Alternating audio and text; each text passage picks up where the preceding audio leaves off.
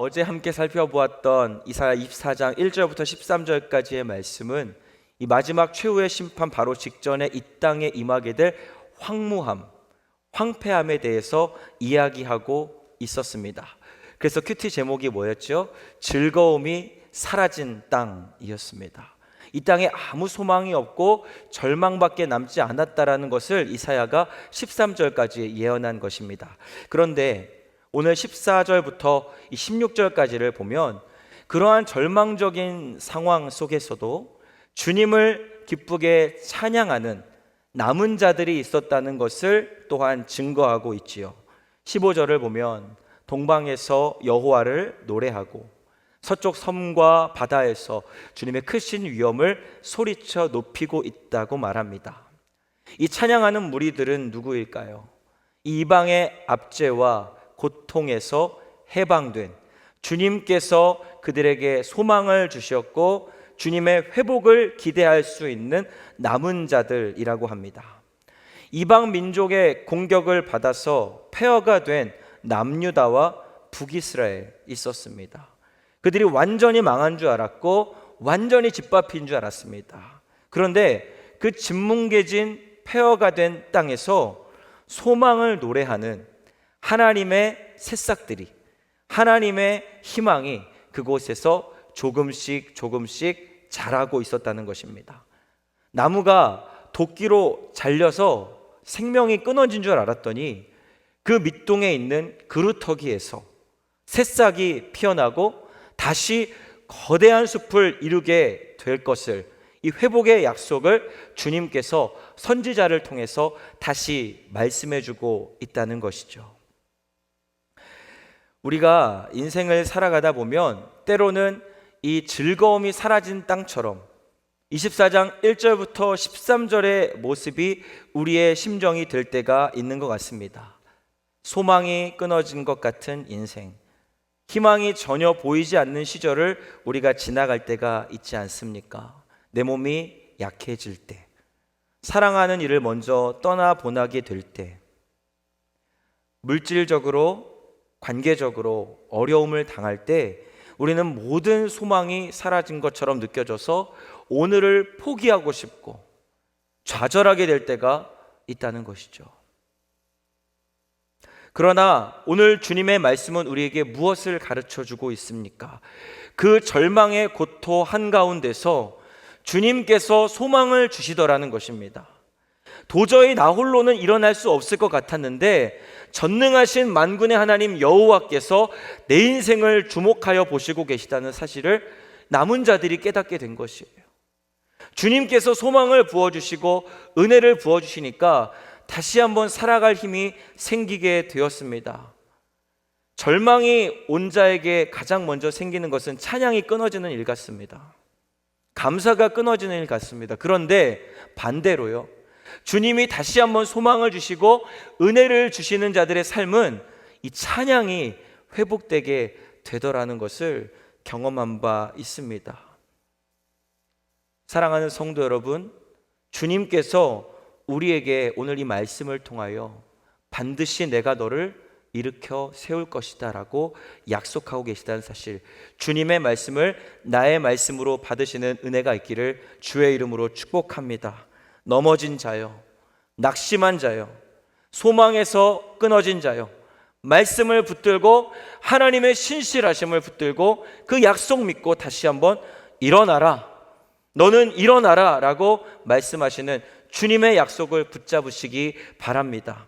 그 약속 붙잡고 고단하지만 오늘 나에게 주신 이 하루, 나의 남은 인생을 다시 한번 살아갈 힘을 얻고 믿음의 걸음을 걸어가시는 우리 사랑하는 퀸즈아님 교회 모든 성도들의 삶이 되기를 주의 이름으로 축복합니다.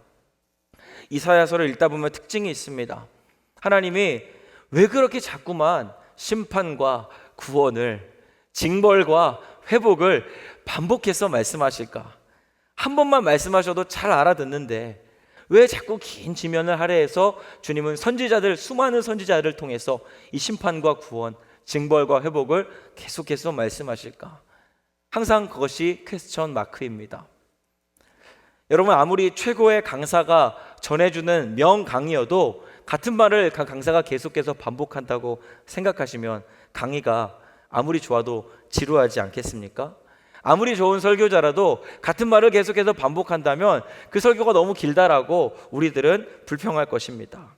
그렇다면 모든 지혜에 뛰어나신 하나님께서 제일 잘 아시는 주님이 아주 일목요연한 문장으로 한마디만 말씀해 주셔도 되는데 왜 이렇게 반복해서 주님은 우리에게 구원과 회복을 선포하실까 궁금했습니다. 스스로에게도 물어보기도 하고 깊이 오늘 본문을 통해 묵상을 해보았습니다. 그러다가 이 설교를 쓰면서 나름의 이유를 정리해 보았습니다. 하나님이 내가 포기할까 봐 그러시는구나. 혹이라도 내가 포기할까 봐 주님이 부모님의 심정으로 나를, 아버지의 심정으로 나를 계속해서 어르고 달래시는구나 라는 생각을 해보게 됐어요. 여러분, 명강의를 하는 강사는 한번 멋지게 말하고 쌈박하게 하고 내려가면 끝입니다.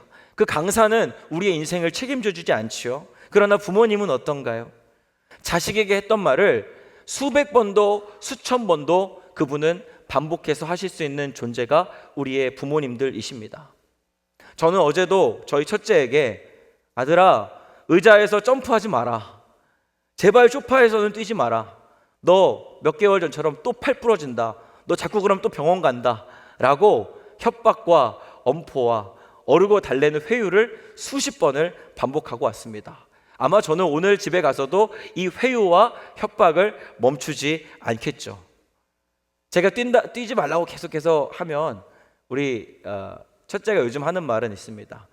아빠는 동생만 사랑해. 벌써부터 이 동생과 자신의 어떤 애정도를 비교하면서 그것을 무기로 삼는 아이의 모습을 보게 됩니다. 그러면 또 아니야, 나는 네가 최고야, 너가 세상에서 제일 예뻐 라고 말하면서 계속해서 어르고 달래고 때로는 혼내기도 하는 거예요. 아마 저는 오늘도 계속해서 그 어르고 달램과 그 협박을 반복하겠죠. 이것이 아버지의 마음 아닐까? 주님의 마음이 아닐까? 생각을 해보게 됩니다. 멈추지 않으시는 하나님, 우리를 향하여 그 사랑의 음성을 들려주기를 멈추지 않으시는 주님이 심판을 이야기하다가도 곧바로 우리가 넘어질까봐, 우리가 아주 절망하고 도망갈까봐 회복을 이야기하신다는 거예요. 그리고 주님은 말씀하십니다. 힘들어도 견디면 내가 반드시 너와 한 약속을 지키겠다. 하나님께서 우리 인생의 최종 종착지에 영원한 승리라는, 영원한 생명이라는, 주님을 영원토록 찬양하는, 오늘 23절 마지막 본문에 주님께서 모든 장로들 앞에서 영광을 받으신다는 것은 요한계시록의 천상의 예배를 구현한 것과 같습니다. 우리 인생의 마지막에 보게 될 하나님의 나라, 그 천국에서 정말 가장 영광스러운 천상의 예배를 드릴 것을 주님께서 우리에게 약속하시면서 그 완전한 승리가 있으니 이 땅에서의 잠깐 받는 고난을 너는 모든 것으로 여기지 마라, 전부로 생각하지 마라 말씀하시는 것 아니겠습니까? 사랑하는 성도 여러분, 이 땅에서 잠시 소망이 끊어진 것 같은 어려움과 고난 당할지라도 그 수치와 고통의 자리를 영원한 승리와 찬송의 자리로 바꾸어 주실 하나님을 기대하시면서 여러분, 오늘도 이 땅에서 소망의 노래를 부르시는 천국 백석 우리 퀸즈하님교회 모든 주의 권속들이 되시기를 주의 이름으로 축복합니다. 오늘 본문 16절 하반절 보면 선지자가 구원의 노래를 사람들이 막 부르고 있을 때 땅들이 섬들이 노래를 부르는데 선지자는 사실 기쁘지 않습니다. 뭐라고 말하냐면 화로다 나여, 화로다 나에게 화가 있도다 라고 하면서 이 탄식과 절규하는 모습이 나오죠. 구원과 회복이 선포되고 있습니다. 그런데 왜 선지자는 왜 이런 근심과 탄식을 하고 있는 것일까요? 그 이유는 나는 구원받았고 나는 이제 영원한 승리 가운데 나갈 것입니다. 그러나 이 땅의 백성들은 어떻습니까?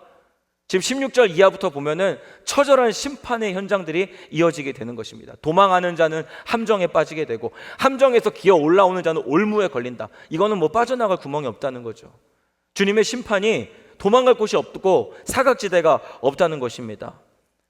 나는 구원받은 백성으로서 승리를 선포할 수 있지만 그래서 온 섬과 바다는 노래를 하고 있어요. 그런데 선지자의 마음은 편하지 않아요. 왜 그렇습니까? 여전히 어둠 가운데 있는 자들 바라보면 마음이 아픈 거예요. 죄 가운데 거하는 이들을 바라보며 저들도 구원받아야 되는데, 저들이 저 심판을 면할 수 있어야 된다라는 그 구령의 열정이 이사야 선지자에게 올라오고 있는 것입니다. 여러분, 오늘을 살아가는 우리에게 이러한 선지자의 근심이 필요한 겁니다. 어떤 근심이죠? 이 땅에 임박한 멸망과 심판에 있는 영혼들, 그 인생들, 이 땅의 종말에 대해서 근심하고, 더 중요한 것은 그 심판과 멸망을 피할 방법이 도무지 이 땅에는 인간으로서는 찾아볼 수 없는데 여전히 이 세상에서 영적인 맹인처럼 살아가는 불신자들, 주님의 심판을 면치 못할 자들을 향한 이 구령의 열정, 다시 말해 하나님의 시선으로 이 땅과 이 세상의 영혼들을 바라보는 이 선지자의 시선, 근심의 마음이 우리에게 있어야 한다는 것입니다. 선지자의 탄식을 보면서 나는 과연, 오늘 배지우는 과연 무엇 때문에 근심하고 있는가? 나는 무엇 때문에 눈물을 흘리지? 라고 돌아봅니다. 생각해 보니까 나의 근심은, 저의 근심은 대개는 나 중심적이더라고요. 나의 경제, 나의 건강, 나의 가족, 나의 미래, 이러한 것들처럼 나를 중심으로 생각하고 나를 중심으로 한 결핍 때문에 근심하고 아파하는 나의 모습을 보게 됩니다.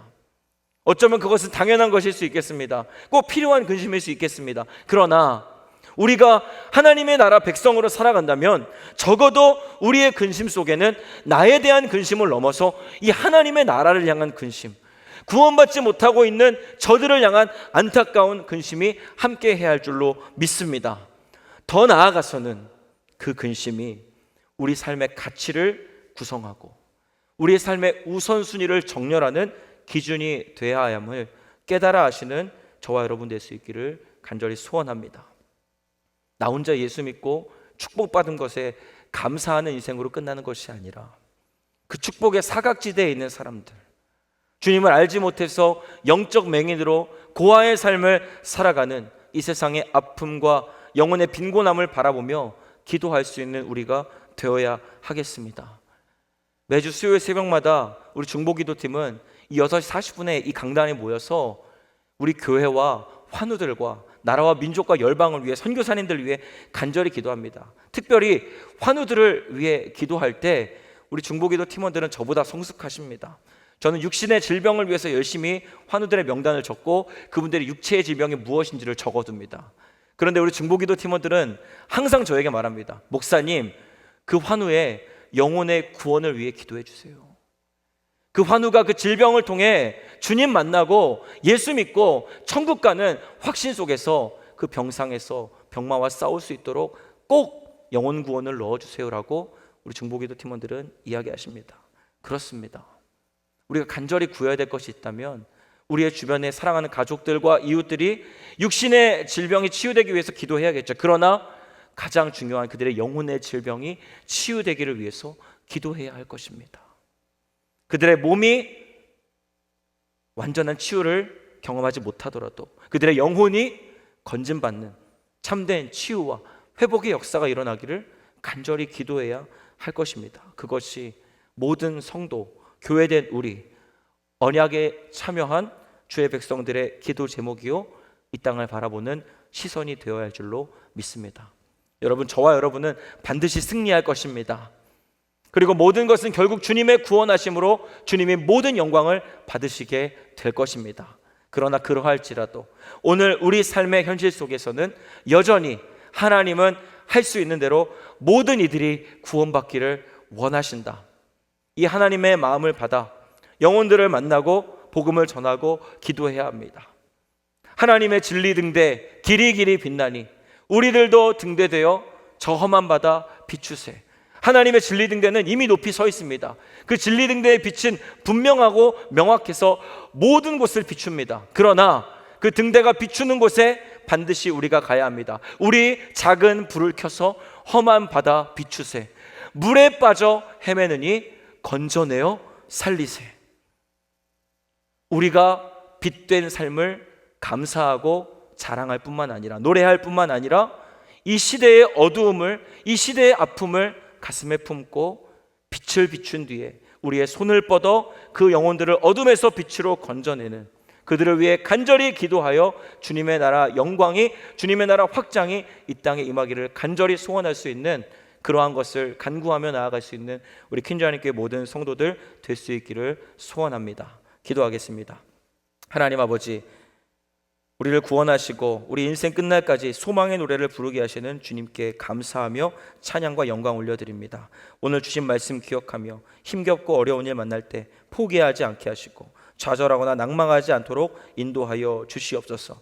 주님, 이 어두운 시대에 우리의 영안을 열어주셔서 어둠 가운데 있는 영혼들을 위하여 기도하게 하시고 그들의 회복과 구원을 위해 손과 발을 들여 주님의 나라 확장을 위하여 전도하고 선교할 수 있는 저희의 남은 인생 될 수 있도록 주여 우리 모두에게 성령 충만을 허락하여 주시옵소서. 오늘 이 하루의 삶과 우리의 전생애를 주님 손에 의탁합니다. 주님, 우리를 받아 주시옵소서. 감사드리며 우리의 유일한 소망 되시고 우리의 찬송의 이유 되시는 예수 그리스도의 이름으로 기도드립니다. 아멘.